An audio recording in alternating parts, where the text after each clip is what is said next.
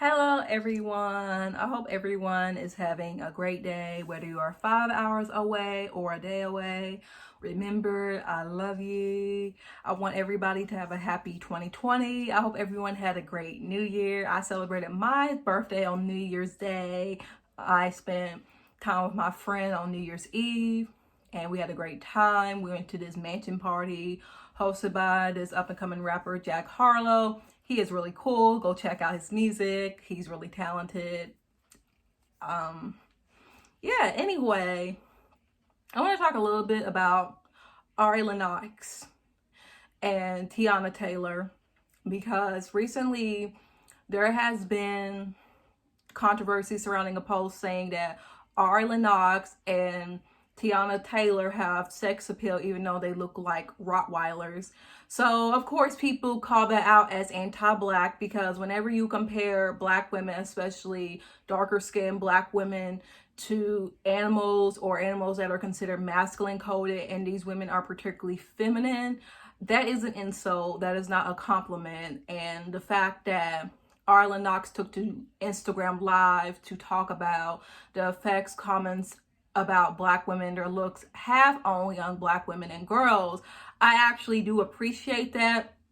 I know a couple of weeks ago there was some issue with her being upset that she did not win the Soul Train Music Award for Soul Album, and she implied that she made music for black people, and people assumed that it was about Lizzo winning album of the year. And people, including myself, believe that it was shade, and people were making unnecessary fat shaming comments towards Lizzo. And at the time, I didn't know that Ari had said, don't use this as an opportunity to body shame Lizzo. It wasn't body shaming, it was fat shaming. You know, you have to say what it is. Don't try to sugarcoat it like, oh, it's body shaming. No, it's the hatred of fat bodies. Make fat bodies visible. They were talking about her because she was fat. And even though Ari Lennox is a dark-skinned black woman with broad nostrils and kinky hair, you know, features that a lot of us have, she is a thin black woman who is conventionally attractive. From the sense of like, yeah, people may look at her as, okay, she's dark skinned, she has kinky hair, she has a wide nose, so she's not like traditionally attractive, but she is an attractive woman. So I feel like people are more apt to defending her versus Lizzo. So that was like the whole issue with Ari's comments. But since Ari did apologize and she did tell fans not to fat shame Lizzo, that's over and done. But my issue is that people are now gaslighting Ari and saying that they don't understand why she is upset because so many people enjoy her music, so many black men support her. They don't see the big deal of one person comparing her to a dog when this is a chain of events. This is pretty much a butterfly effect.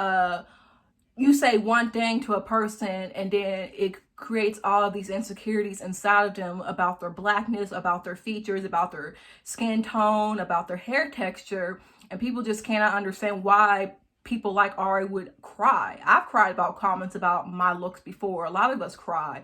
But being a black girl or a woman, we're not allowed to be vulnerable. We're not allowed to say that hurt our feelings. And I think it's because so many believe that black women are strong and we can take anything and they can make jokes about us without having to evaluate, hey, maybe I shouldn't have said that. Maybe that was wrong. And then when they realize that these comments actually hurt us, and it actually affects our opinion on the people that make these comments, particularly black men, then people want to backtrack like, oh, well, I don't think that black women are ugly. That's such an absurd ideal to assume that we think that you're ugly because you're black or because you have dark skin or because you have kinky hair or because you have black features. Like, that's so absurd. When several years ago, you guys were literally saying that black women were not your type because they didn't have real hair. They had short, kinky hair.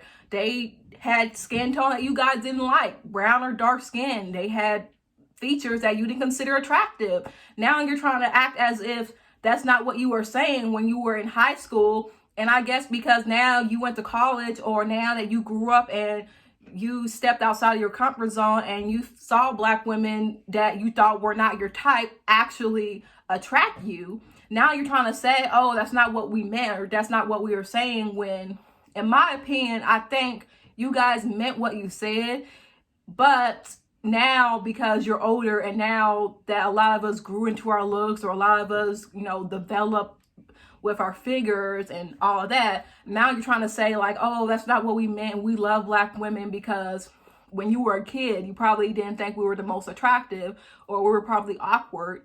But now you're trying to say, oh, well, it had nothing to do with the fact that you were black, when you specifically said that you didn't like black girls and you preferred white girls, or you preferred light-skinned girls. So people need to stop playing us like Ari doesn't have the right to be upset, because this isn't just about Ari. This is about so many black girls who have been attacked because their skin was too dark, or because they had too kinky hair, or they had short hair, or they had features that were denoted as black. They didn't look Eurocentric. These comments hurt. They actually hurt people, and it makes people not like you. Black men always say, well, I mean, you guys compare us to bullet bags and say that we getting shot by the police. And it's like, yeah, it's true. Are you not getting shot by the police?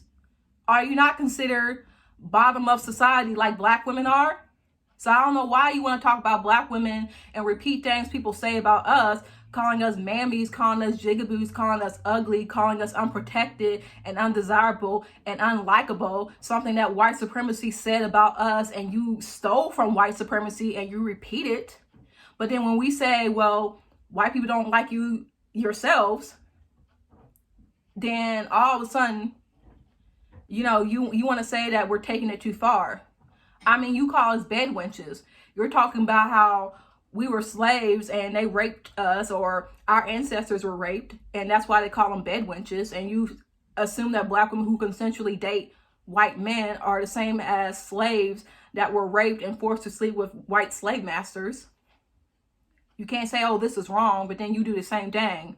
You just expected us to kind of sit back in the corner and just take what we could get. But then when you saw that it actually affected our feelings and opinions on you, then you're scared like, oh crap, like it actually is doing something and it's not giving me the result that I want.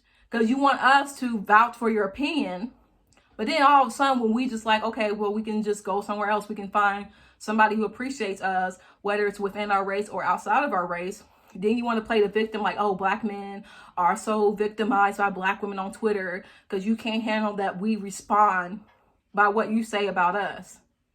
Oh, black women are ugly. They're mammies. Okay. And you get shot by the police. Like, it's the same thing. Like, black people all get shot by the police. The reason why black women are killed and raped as it is because people consider us undesirable and unlikable and ugly. Like, that's how it is. People justified our rape during slavery because of the fact that we weren't pure or as good as white women. So, I mean, if you can dish it, you can take it. But that's all I have to say for now. I don't want to go on too long because I got to get this hair taken out. But I want everybody to have a blessed year and enjoy your 2020.